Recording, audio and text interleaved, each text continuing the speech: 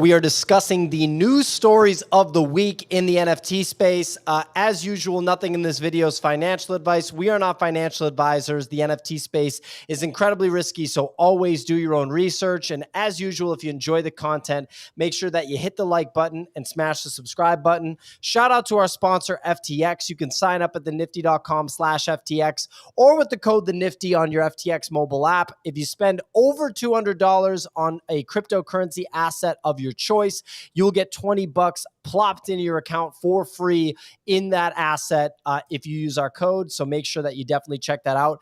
Gentlemen, we have the news roundup. So we're going to be covering 7 of the news stories from this week in the NFT space. We will be spending about 3 minutes on each story. Then we will give our general thoughts on how the week in NFTs was and a little bit about where we're at in the markets from a technical perspective, the crypto markets and the NFT markets in general. So, kicking things off, I'm here with Nifty Nick, King Kicks, and of course, Benjamin. Really excited to dive in. We're going off a lot of stories that Ben has been curating and reporting with his news account, the NFT Soapbox. First story is from Ape Rave Club. A Bored Ape was DJing on the Tomorrowland main stage. So Tomorrowland, massive electronic music festival in Europe. My initial thoughts are this feels like, that DJ Marshmello wearing, that kind of like mask thing that he wears. It's like, it makes you a character, makes you anonymous. I think it's good exposure for Bored Ape Yacht Club. I don't really see how this could be bad. It gets people talking about it. It gets people more familiar with the IP and maybe even get some people's gears turning on how they could leverage the IP. But I'd love to know what you guys think of it. Maybe let's start with Nick. Nick, what are your thoughts? Well, I already know who the person is that's under that mask. But also, when I saw this, well, it wasn't surprising when I found out who it was because I was never really a huge fan of theirs. It wasn't like my favorite DJ set. I actually have Tomorrowland playing in the background on weekends while I'm like sitting working at my computer for like a couple hours. I've just been enjoying watching it, and I subscribed to that channel. I didn't. It also just felt kind of cringe, primarily because I don't think most of the people there give two shits about like the ape, and I'm just like, oh, okay, I like it, and then I also don't at the same time. I don't know. I feel completely conflicted. Kicks? I have never been to Tomorrowland. I have been to Tomorrow World though, which takes place in Georgia. Absolute rager. I think this is pretty cool. If you're a Bored Ape Yacht Club holder, I think a huge percentage of the price appreciation has been the cultural adoption. And if you're getting like, look at that crowd. I mean, that definitely looks like a headliner to me. So if you got a headliner, main stage, early afternoon though, hot day. It wasn't the biggest crowd. Yeah, looks like they got some air fans spraying water mist though, so everyone's having a good time. I think it's one. These are all people in the back, right? Yes. Those are all humans. I would hope so. On the grassy area. I went and watched a vlog version of it, and it was pretty interesting to see. Ben, what do you think? Nick, I would say I agree that it could be portrayed as cringe if they actually knew what it was, but I think the fact that they don't, it probably makes it more palatable because they have no preconceived biases about it. But this really isn't my kind of scene, but the exposure is something that I'm always harping on, and mass adoption is going to come from the most people finding out about it and a small percentage of them actually wanting to know what it is. And like you said, it's kind of like the Marshmello performer and similar situation. Steve Aoki at one point was like showing off his NFTs when he was doing performances, and we know he's a lot more public about this stuff. I don't even really know who this guy is, but it's great to see, and obviously I have a pretty big Yuga bias, but yeah, I'm always for adoption, and most of the time it is pretty cringe. So in this case, I think that it's just something that people getting eyes on it is never going to be a bad thing. as I'm about to show you my painting with my giant ape on it, but go ahead. I mean, that looks amazing, especially with the plant. I just feel like I'm in the Garden of Ape Eden when I look at your backdrop, Nick. Moving on to the next story, Apecoin. So an official announcement came out from Apecoin, which of course is the official token of Bored Ape Yacht Club that allegedly is going to be used to only purchase things within the Bored Ape ecosystem. We've seen it used to purchase merch. We've seen it used to purchase other deed land, so some digital assets. And it looks as though they are going to be, introducing staking. So, my thoughts are people seem to like staking. People seem to still believe in DeFi despite many Ponzi's coming into play. And I do believe that there will be a legitimate use case outside of just Ponzi schemes for DeFi.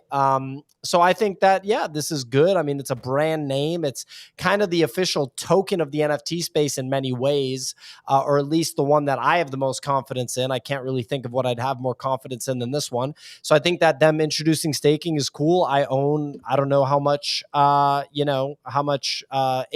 but anyway, we can kind of go around. Nifty Nick, why don't we start with you? Random order, same direction. I rolled the dice properly here. Apecoin, Apecoin. I don't really care actually because I'm not going to participate in the DAO. I just want price go up. So does this make price go up? That's my biggest concern about this coin at this point. So that's my general thought. So yeah, that's where I'm at with this. Okay, that's all. Just you don't care. Yeah, pretty much. I mean, I read the update. I saw it earlier, and I read the piece. They're talking about staking. What do I get for staking? I get to vote on things. Who gives a shit? What if I got to vote on the future of Ethereum? I wouldn't know what the hell I'm talking about, I'd be like, oh, no. I don't think that your sharding is really technically effective. I think this is a dumb thing. You guys are clearly some idiots. What? And does my vote matter? I don't own a large Everybody's portion. vote counts, I Nick. saw a comment that was on there which said that basically, and I'm going way over here. I gave you my hot take, but it's okay. I saw a comment, if you scroll right down under the story, was talking about how the biggest holders are basically going to have outsized influence over this. I don't know. Okay, that wasn't the comment. But anyways, Animoca Brands would have just massive voting control is what the concern was. All righty. Kicks, any thoughts? Yeah, so do we know, I'm quickly right here looking at AIP21. What are the benefits of staking? You get more. Apparently you get, I guess they're giving yield on the token. Yeah, so Kobe... I was completely wrong, according to the comments. So discard everything I just said. Go ahead. I think Kobe wrote a pretty good piece on the whole concept of staking, but the whole concept of staking is essentially kind of a form of bribery, and it has no no actual real value, meaning that actually providing real value would be LPing. So you're taking an inherent risk by providing Apecoin and USDC, and you get a yield off of that to offset your risk, but you're functionally doing something. Versus if you're just staking a coin to earn more of a coin, it's pretty much just bribery to not sell your coin right away. Having said that, it doesn't necessarily mean it's a terrible thing. It's just not really a long-term effective thing. There's no real beneficial outcome that happens long-term, but short-term, it just means that at least it can be a stopgap until you actually have something to spend or use Apecoin on. You can just say, okay, lock it away. We'll give you a little bit of interest, and you can actually spend it on some things. But just be careful if they time up the staking with big unlocks, because then they'll be yeah, stake it, and then our investors are going to dump on your ass. Ben? Well, of course, I like to start off that I always have a pretty big ape bias. But in general, one of the things that stuck out to me just, was when they announced this is coming. So in August. So it's something that's going to be coming within the next couple months. And I mean, the benefit to staking is getting more of the coins and having a wider distribution. I mean, there obviously is downside that people can get more of them who have more, and there's a little bit of a compounding effect. But Nick, I agree with you. I pretty much think the current iteration of DAOs is essentially useless, and I don't want to have any participation in governance. I usually delegate my votes to people who are going to pay attention on a lot, in a lot more detail than I will. But I'll say it's not necessarily the getting more Apecoin that matters here. It's the what you can eventually do with the Apecoin. Mhm. So there's always going to be a buy the rumor, sell the news when there's something with a coin happening. There'll be a little bit of a pump leading into it, and then there's going to be a little bit of dilution over time, which could send the price back down relative to where it is at the time.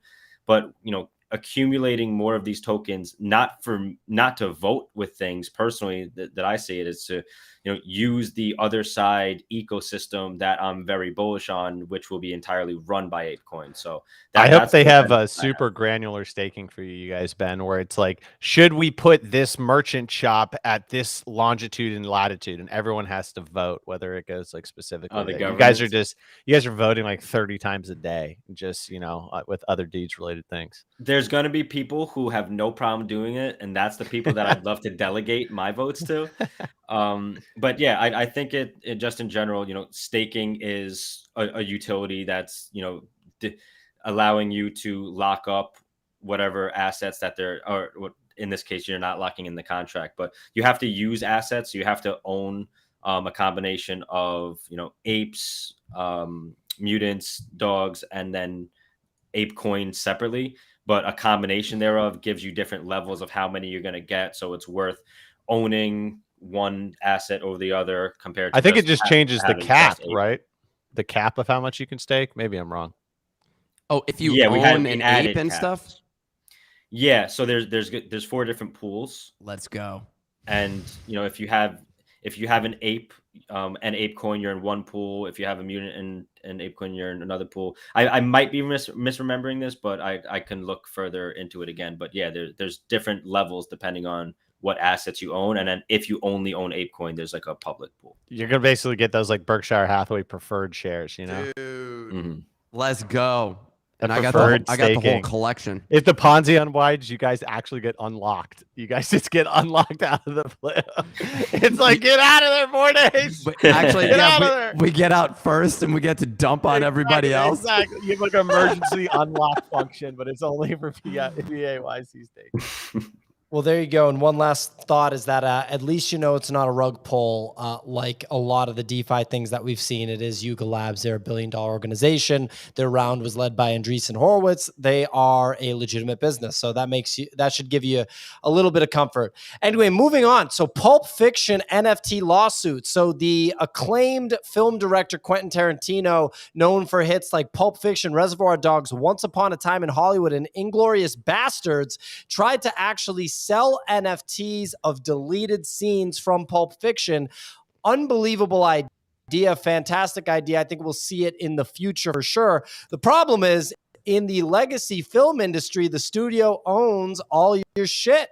And so Miramax put a kibosh on the idea of him selling those NFTs right after he announced that he was going to be doing it. Kind of strange that he didn't get the legal sign off, because I feel like that would be like, lawyer shit 101 to get that done beforehand. My thoughts are he ain't going to win the lawsuit. We can throw it over to Kix to start a different start here. Kix, what are your thoughts? Yeah, I don't really give a shit. What are we even talking about here? Pulp Fiction, NFT. He's gonna NFTize the movie.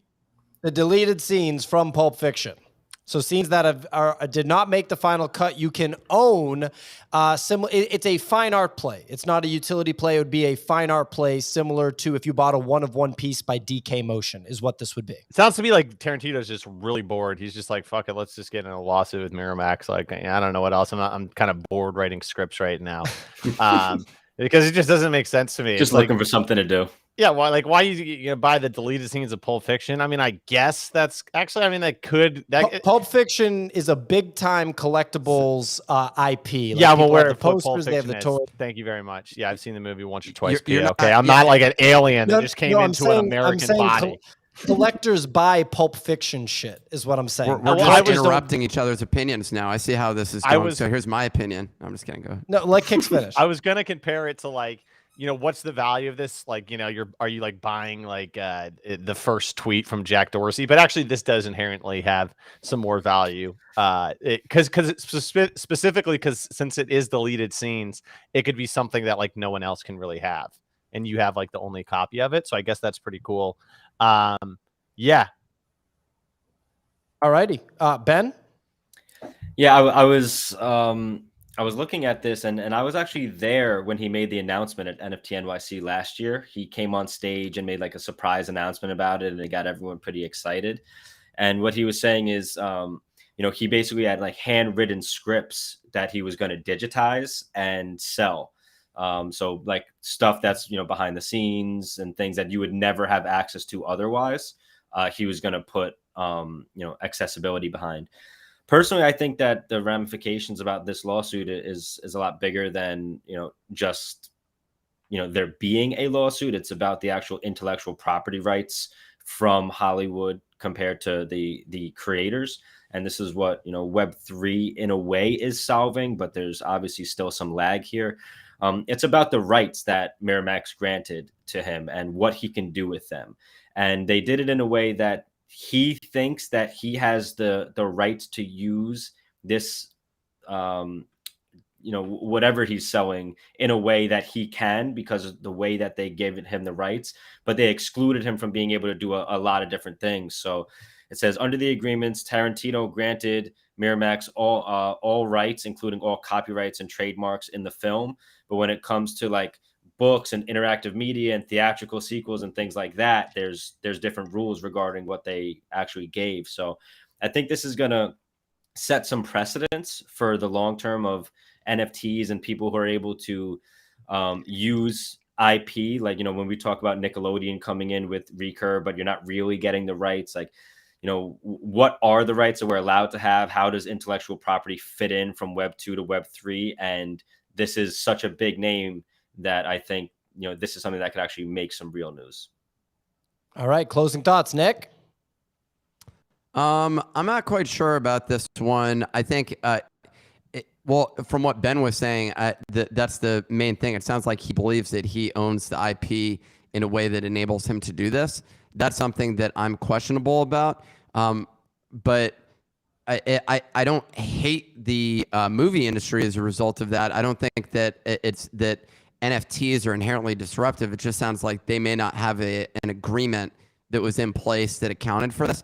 And I think more importantly, the legal ramifications of this is really what's going to be interesting to see, is what comes out of this, primarily to set like a standard case law essentially for future holders of essentially what's old intellectual property in an environment where this didn't exist. My assumption is that the movie studios would win with this, but I mean, that's only because this format did not exist at that point in time. But I love it as a collectible, and I would actually buy a Pulp Fiction collectible because I really like Pulp Fiction. So I don't care what Kick says.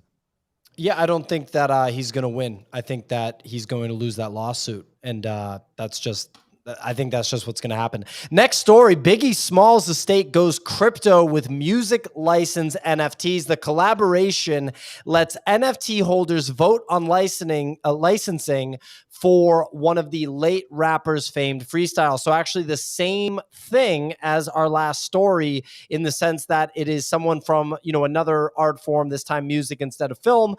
And in this case, a dead artist, right? The estate of the artist releasing their content. The difference here, rather than saying they're going to release Ready to Die, his first album, as an NFT, they're actually going to release some freestyle that no record label has their hands on. So they're taking actual IP. Maybe it's the one where he's on the New York street corner destroying a freestyle. That might be it. I think it's cool. I think that you're going to see a lot more of this. I think you're going to start seeing estates of Jackson Pollock and and estates of all these big name artists release some sort of NFT content, whether it's like a sketch or something else that maybe wouldn't have been sold the same way a canvas painting would be.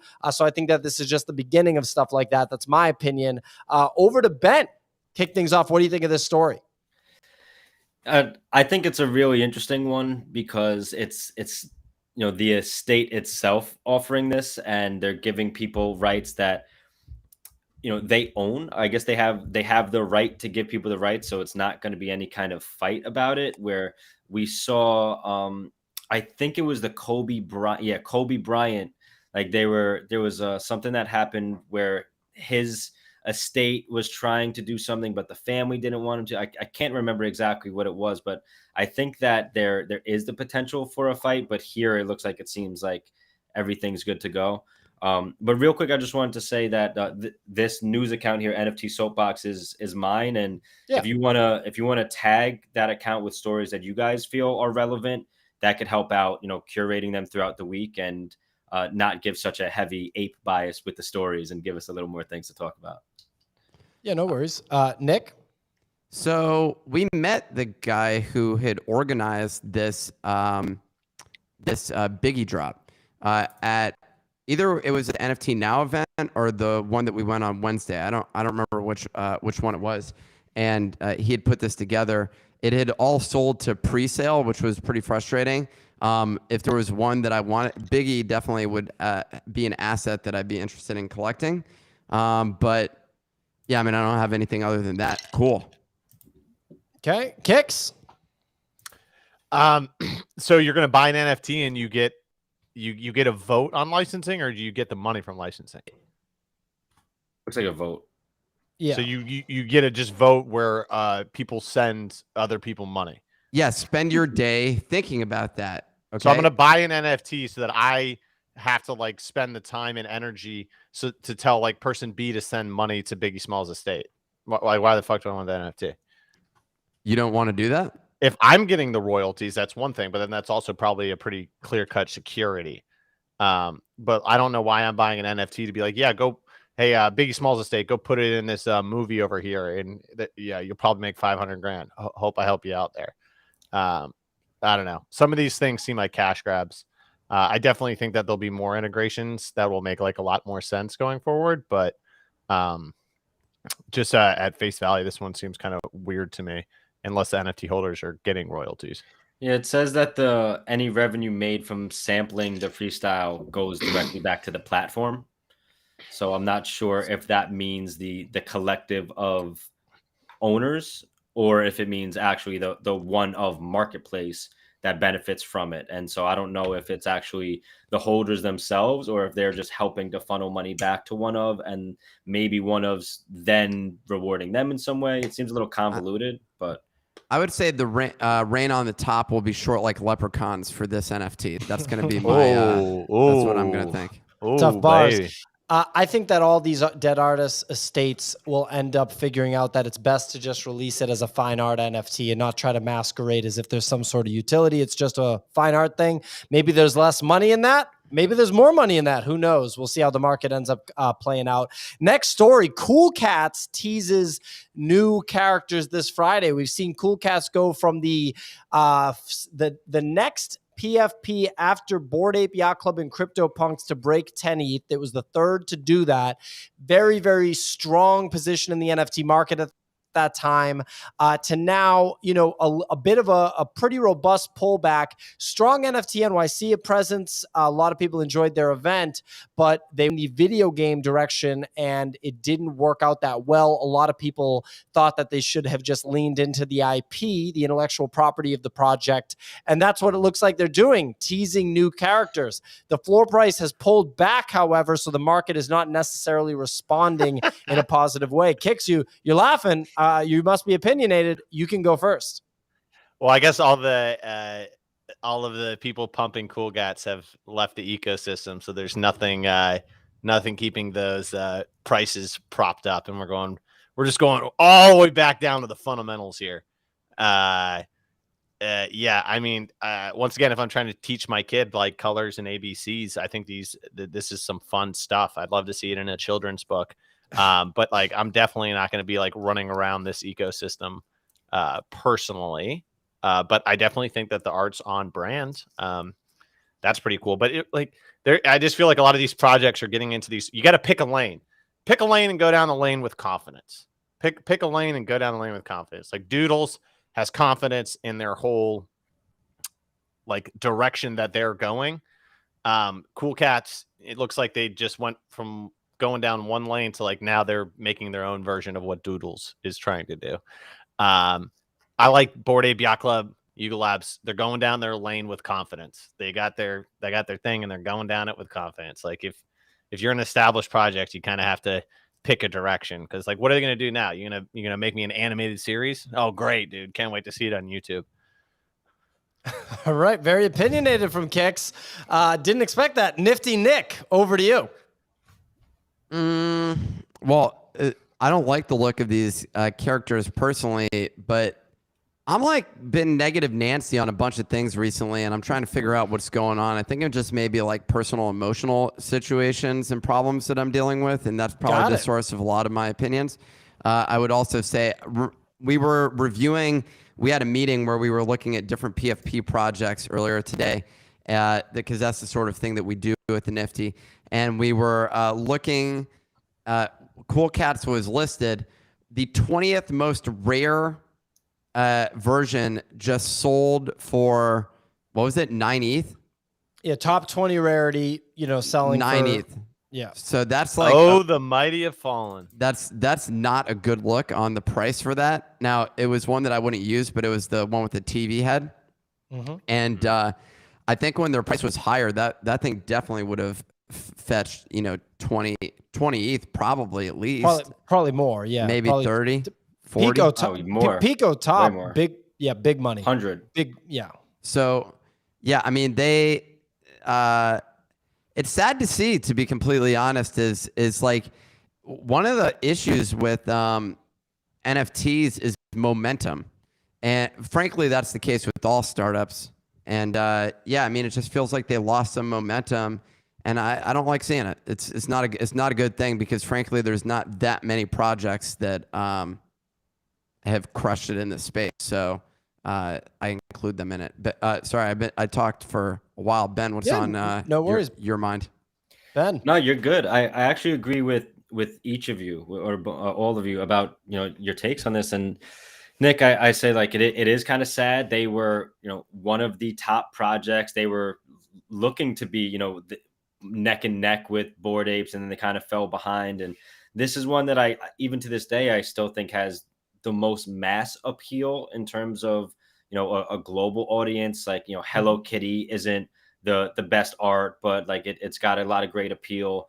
And Kix, I think they just have an identity crisis. No. I agree with you, man. They're like going through puberty, where they don't know who or what they are, and they're trying different styles and trying to see what works. Or going with a mohawk and then shaving it all off, and just can't really make up their mind. But yeah, I think the Cooltopia was an interesting approach. But I played it, and I didn't really care to just click on something that's gonna give me tokens, and there's not really any interactivity besides just clicking buttons. There's no real. It's kind of like a wolf game, It's like not like a really real game. Well, it's not entertaining, and this is something I always thought they should have stayed down the IP lane, and with the cat specifically. But I think that they're trying to become a little, not as much Doodles, but a little more Veefriends, maybe, with like these different characters. And Veefriends doesn't have the best art either, but it's about the community. Yeah, but it's just sad to see what happened to them. I really like them and support them. I just don't think that the team ever really had a good operational background. Yeah, exactly. That's the thing too. Is a lot of times these projects they get caught up in more momentum that they're capable of, and it's really not their fault for gravity to start, pulling them back down to earth. They tried a minute 0.08, it didn't work out. They had to cut down to 0.02 to sell out. You know what I mean? Right. And then got caught up in this like major bull run pump. But hey, they got a lot of money, and if they're not burning it too bad, then they have time on their side. to like, find the direction that's winning for them as a company and their community. The Hello Kitty comment, I had not looked up Hello Kitty, and I didn't remember what it looked like. That really is it kind of looks like it. Like it kind of looks like Hello Kitty. That had not clicked with me, but wow. I think Hello Kitty is definitely what people reference when they think of Cool Cats. Hello Kitty, incredibly popular IP brand, sold billions of dollars worth of basically just merch and toys. So we'll see what happens with Cool Cats. Next story. Goodbye, Kitty. Nice. That was good. I like that one. Has anyone made that joke before? Because that's a good one. No, I don't think so. Veefriends announces a seed investment by the venture fund A16Z, which invests in entrepreneurs building the next internet. And so this is a $50 million seed round for Veefriends, not quite the $450 million seed round that Yuga Labs received, but a sizable one nonetheless. What do we think? Is this standard procedure? No surprise? Do we think, oh, wow, that's actually a lot of capital for Veefriends? I mean, they already made a lot of money. I know the Veefriends primary sale was $30 million. Veefriends 2 is probably a sizable amount as well. What do we think about the Veefriends seed round led by A16Z? We will throw to Ben at first this time. I think it's good for the space. I think they're one of the most investable projects there are. Like, they're one of the more professionally led projects. So if there is going to be money coming in, it's going to go to projects like that. And they're one that I could actually see doing things with that money that makes sense. Like, I was going to ask you your guys' thoughts specifically because of VCon. I wasn't able to attend, but I think that it could probably spur more things like that happening, which is good for the space. And that community is one that was pretty much built out of first-time NFT holders. Like Gary likes to brag that like the onboarding they did was mostly to people who were not familiar with buying and selling NFTs. So I think them being able to get this kind of investment is bullish for obviously Veefriends in their community, and I'm not a holder, but I think it's bullish for the NFT community at large that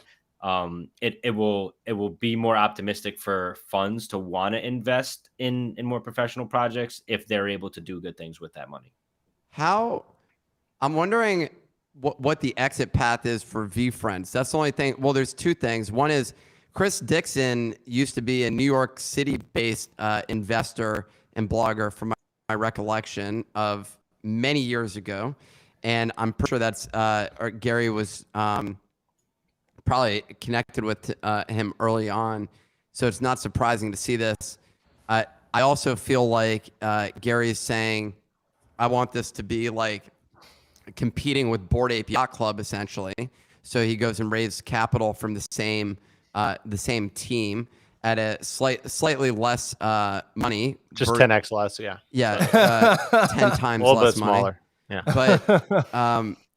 But it's still a significant amount. I wonder like what the exit plan is. Is 5 million that much? 50 million.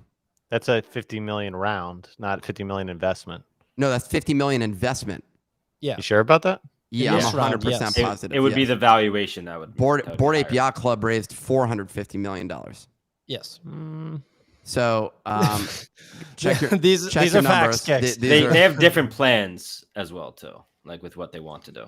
Yeah, it's totally different paths. So I guess they're viewing it as not a conflict of interest because which I don't view Veefriends and Bored Ape Yacht Club as competitors. I see them occupying similar markets but doing different things. But even still, like, wow, that's impressive. That said, the comp that I would be looking at here is I think Internet Bubble 1.0 and Internet.com was the company. And a guy, Alan Meckler, who bought my last company, had started this and sold it for hundreds of millions of dollars during the internet bubble. He sold that, and he'd have Steve Jobs and Bill Gates speak at those conferences, people at that time who were kind of irrelevant to the majority of the world. So I think that what he's going for is, cultural relevance. The conference to me is the biggest part of this. That brand is it. So anyways, that's my thought. I like it. I like his conference. It's the best one that we've gone to. So yeah, I like it. Kicks? Yeah, I mean, I think it's a really good seed round, right? That values the ecosystem at like a company at $500 million, probably. I mean, we don't know how much they invested, if they got more than 10%, but a lot of times it's around that range. So pretty strong valuation for the ecosystem. And then also gives them a lot of capital to work on building things. It doesn't require them to request more money from their community or from like, the players. So I think that's like always really good to see. What's surprising in this brutal bear market is like a news event like this in like, late last year would have probably doubled the floor price. Yeah. Well, real quick on Good that. point. Real quick on that though, would it, because I feel like I remember Pixel Vault's funding round happened and that didn't really have that material of an impact, right? And that was peak bull. They have so many different things in that ecosystem. It's like what would pump, the comic or the meta hero or the DAO tokens. There's so much. It also pumped in advance. Because Right, it was insider leaked, info. and then once it was revealed, I think the price went down. Yeah, it was like a 75%. I bought them at like 3 and sold them at like 5. Okay, there you go. So there was a pump. I was wrong. All right, so Yuga Labs next door. Yuga Labs adds a 5% royalty fee on Meebits NFT sales. The first news event for Meebits, which were originally created as the follow-up to CryptoPunks by Larva Labs, largely left unattended, and I think Nick would say completely left unattended, and then acquired by Yuga Labs when they bought both Meebits and CryptoPunks. Got one tweet from Gordon Goner, one of the founding partners of Yuga Labs and Bored Ape Yacht Club, saying that he had big plans for Meebits coming, and that caused a pump on Meebits in addition to, the Yuga Labs acquisition of Larva Labs and Meebits. And now we have the first news event essentially being a royalty. Nick was fired up about this on the morning show. He gave us a few minutes of airtime to let us know what he thought. What's going on? I'm glad that you're calling on me here, because this is bullshit. So here's the deal. You come out with an announcement, you just make it 5%. Get the hell out of here. Just go, get away. Actually, I don't really care. I don't trade Meebits. I'm just holding it. It was a weird announcement because it was just reaffirming the fact that they're committed to the Meebits, which they had already stated. And they were like, we're really excited to be working on this. The news story outside of the 5% was that they've put together a team of people who were already passionate about Meebits. I don't know if you remember Meebits DAO, that the really like depressing community, which was always hoping that Meebits would become something one day. Well, this is their moment. Okay, so that's what the situation is at this moment. Someone identified that I skipped sets at the gym today. Good point. I don't know how you identify that, but anyways, Meebits. I don't know. Like, I'll be interested to see what they do. It's the lowest price asset in the entire ecosystem outside of raw other deed land. So I like it as an asset, and it also makes me concerned about sort of the price of mutants and things like that. Okay, Kicks. Yeah, man. I mean, I bought a couple Meebits in the 3 to 4 ETH range. I thought it was a good value down there, because for this very reason, which I think that Yuga Labs has a plan for Meebits. So I think charging a royalty fee is a no-brainer because it allows them, when they're doing financial modeling, to be like, okay, we think Meebits can make us this much, so like therefore we can invest this much into it, as any logical business person would do. No shade on Larva Labs, but I mean, I think like their biggest roadmap feature for Meebits was like, here's like some 3D modeling. Good luck out there. You know what I mean? So like, this actually, I think Yuga Labs is going to have a direction, a vision for Meebits and stick along that path. So I still like them. I've always liked Meebits. I think they're cute, cuddly, and I think they integrate very well into a like gaming or Minecraft, Roblox-esque metaverse. So I think there's a lot of potential there. Ben? I'm really, really excited about this because now I can finally use my Apecoin governance to vote to put all that 5% royalty back into Apecoin. and we're just gonna get dropped as Bored Ape holders. We're gonna get dropped all the 5% royalties of Meebits forever, and it's not gonna go to the development of Meebits. So I can't wait to write that proposal and vote on it. Nick, if you want to delegate your coins to me, I would like to have more coins to put towards this. I'm down. How awesome would it be if we actually like ransacked the entire business and we proposed something which was like, we deserve all the revenue from this business to go to Apecoin moving forward. Well, little known fact is that Meebits are going to be the ones that will be building the mecha ape for your ape. So you're going to have to come to one of us, and our Meebit will just chisel it for you for a small fee. Work to earn. I love it. So yeah, no, I think it's great. Like Nick said, just there's a renewed interest or another message about their interest in actually doing something with Meebits. They said with the punks that they weren't really going to do anything, and the utility that they would provide would go to Meebits. So, people who hold Meebits should be happy about this in a way. But I did see some hate, of course, about you haven't done anything for us yet. Why should you start taking revenue? And I think it's because, well, you haven't done anything for Yuga yet. So why should they take money out of what they've already done to provide additional utility when they've already bought the licensing and given people the IP and they've benefited in a way? And now they're saying, for their books, they're going to take 5% royalty on the sales of this, and then they'll probably or most likely use those funds for Meebits as opposed to taking it out of the profit loss of the rest of their company. Well, we'll have to see what comes of Meebits. I think people do feel better about them now that they are in Yuga Labs' hand. We have an impromptu news story that we hadn't planned on, but I felt was necessary to bring out. Pranksy, well-known whale, known for buying over 1,000 Bored Ape Yacht Club NFTs early on, and basically creating the market for them on the secondary for months afterward, now only owns one Bored Ape. Well-known, outspoken whale in the space, said, "We've all been quiet for many months now, but Muratpak, the popular artist Pak, can we please get some answers about poets, Merge, Ash, etc.? There was a supposed grand plan and many vague promises made, dates set, dates missed. Some news would be nice for those of us who invested heavily." First of all, I just want to tweet this the other day. I feel like I tweeted this exact thing, or I was like, anybody remember Muratpak? Yeah, but you don't have any clout. I want to take a quick sec. Who's been saying this for a while? This squad has been saying this for a while. And we got hosed, dude. Remember when we pulled it up and we're just like, none of this makes sense? And we all got attacked on social media. Like, you don't understand, Pac. That's called bag holders getting extremely mad, and it's basically the source of most polarization in the NFT space. If somebody gets mad at like a media person in the NFT space, it's almost always because they own an asset and they felt, like you said, not even something negative about the asset, just anything besides like a full-on promotion of the asset will upset people.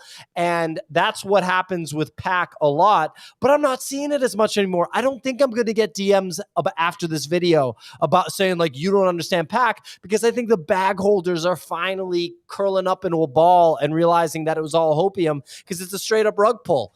That's my opinion. I realized that after nothing happened with the pages and he did another $100 million primary sale. That was when I knew, was when he put out a blank page and it was supposed to be like, oh, this is so crazy.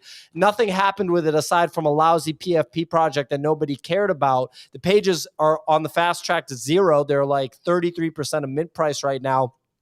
53% or 53,000 of them unburned because the supply is through the roof. And then they just turned around and did another $100 million plus primary sale. So I'll throw to Nick first. What are your thoughts on this? I mean, we've already been saying it. I don't think there's anything new on this. Yeah, dude, they just took a bunch of money, sold you a canvas, called it magic, and people were like, this is it's literally the what is it? The naked king. Oh wow, Nick got rugged. Pac came in. King. Oh Oh, you No, were I'm rugged for here. a second, Nick. No, well, for 1 second you were Okay. rugged, and I thought Well, that Pac you came know the and king rugged with you. no clothes. Emperor. Emperor The with Emperor no has clothes. no clothes on. Yeah, exactly. There you go. This is basically that situation, and it's what it was at the beginning. Now Pia was frozen. I guess we're going in circles, but it was interesting to see, and when people would be like, "Yo, this is the most brilliant thing ever. I'm collecting all of the circles or all of the cubes and all this other or blank paper," and I'm just like, why the fuck are we giving this guy so much money? Like, this is the dumbest thing ever. So I was always fading. I haven't posted something. Remember when I did a tweet where I was like, look, I'm going to cut to the chase, and I posted on our video, here's what the end conclusion of this whole exercise is. And it's literally just a circle on a black And then circle. he put it out, actually. After I had tweeted that, he posted it for real. And I'm like, this is ridiculous. When Anyways, you posted it, it was hilarious. When he posted it, it was really presented like absorb, this incredible work that I've completed. But okay, that was the merge piece, if you recall. Kix, you're an OG Nifty Gateway guy. You know Pac. What do you think? Yeah, I made a little money on PAX cubes right at the top of Nifty Gateway. I always made money buying Pac. Yeah. Maybe made $5 selling those circle things. But yeah, I kind of wonder if Pac is Ezra Miller, because then kind of like the downfall of Pac and the downfall of Ezra Miller in real life, they seem highly correlated. So that theory may be actuality. But yeah, Big Tree Fall Hard. Who's Ben? Ezra Miller? This is the first story that I'll say I really don't give a shit about. I have no investment in this. I haven't really followed it. Once I saw it, I had the similar thought as I did with Loot, where I looked at it, I was just like, this is stupid. I don't want anything to do with it. So I can't say that I saw this coming, but the more opaque and vague a project is about what they're doing, the less I trust them. Unless it's like a 10 KTF where they're actually giving you updates and doing things with it, even if they're just being vague and allow you to speculate. This was just something that I never understood what it was or why people would buy it. And usually when that's the case, it, moons and I look like an idiot, but this is one where I was just happy to stay out. All righty. Fun fact, I made money every time I bought a Pac asset. I ended up selling for a profit every time. The problem is if you held them. All right, that's our news story coverage there, gentlemen. If we want to talk about the Kix has a hard stop. You can jump off, Kix. You're good to go. We can talk about the macro for a couple minutes and then wrap. Nick, you've been trying to trade this challenging environment. Some wins, some losses. What are you seeing now? Are you entering a trade? What do you make of the technicals? I'm just waiting. Back to you, Pio. No, I'm just all right. If we really want it, I can share. You can do 2 minutes. Okay. Here's the technicals. We got the hourly on ETH. ETH still looking very strong despite Marin's warnings. We are at the top end of the Bollinger Bands range, which Kix has gotten me to place on these charts. The BBs, as they're known. I had bought literally here yesterday. It pumped. It dumped. I sold here, literally, and then it went back up. So that's what happened with my trade on this. Credit to Captain Kix, King Kix, literally said 1725. We're sitting at it. We kind of laughed, and he was spot on. So he called it with that. My target was up here, 1780. We tapped it and came down. That was when we were down at 1429. I'd said that over, I think, way back over here. On July, that was the 18th, so a couple weeks ago. Should have just listened to my own advice and stopped trading the hourly chart, because it will literally wreck you. So the lesson learned recently was at least for me personally, this is effective to see sort of patterns. The daily is even better. Trading the hourly is one of the worst things you can possibly do. I don't like, why would I be holding for days but then trading the hourly? It doesn't make any sense. It's the wrong way to trade it. But there are patterns that can be identified there. We're at a key level here. We need, one of the things that we're looking for is the weekly. And actually the weekly on BTC is what most people are watching. And what we're looking for is some level. And I think the only way you can go back is back over, man, I got to zoom out. Oh, here it is. This is we got a level up here. We got a level down here. If we close above this level, and even higher would be great. But if we close above, it's hard to see here. Sorry. If we close above this level, we have potentially which is, what is this, 23,440. If we close above that on the weekly, we're entering a bullish, potentially a strong bullish direction. And the next level up is around here, around the 30K level, is where we would be targeting. So I may re-enter. I'm waiting to see where the weekly closes. I'd said that on their show the other morning. And then moving forward in the future, I've like accumulated some. So I'm not I keep collecting Bitcoin. I collected a lot of it below or around the below 20K basically. So in the 19K area when we were down here, I picked up some and I'm just holding that. So I'm not trading that portion of the portfolio. I've just been holding that part. But so that's looking good. A lot of people have been calling for another, retrace. It's a weird environment to be in as well. We still have high inflation. You look at the S&P though today, closed up 1.4%, NASDAQ up 1.8%. So this could just be part of a serious relief rally, which is what we're aiming for. And I could see definitely this going up to 30K, and I would love to participate in that run up. That's all I'm saying. I'll put a lot of money towards that. So I'm looking forward to that. And that's where I'm at. All righty. Well, we can wrap on that. Ladies and gentlemen, thanks for watching. As usual, make sure that you hit the like button, smash the subscribe button. What happened to the chief story, which was the painting? That was the biggest story of the day. Do I not get recognition to at least share that? Go ahead. You're going to need to give me more of the screen, though, okay? You have a lot of the screen. No, but you need the wide view here. So people can see the scale of this painting because people have not seen it. This size of the painting. So it's about by Witters. And it's about the same size as Nick, so it's about 3 feet tall. Purchase a painting, custom made if you want. Ben just let us know how big it painting. was. It's the size of you, so it's 3 feet tall. Anyway, ladies and gentlemen, you saw Nick's amazing painting by Witters. Shout out to fine artist Witters. She absolutely crushed that. I wish I had asked her to do something like that for me, but shout out to Nick for getting it done. As usual, hit the like button, smash the subscribe button. Hope we enjoyed the show, and have a great weekend. We'll see you next week.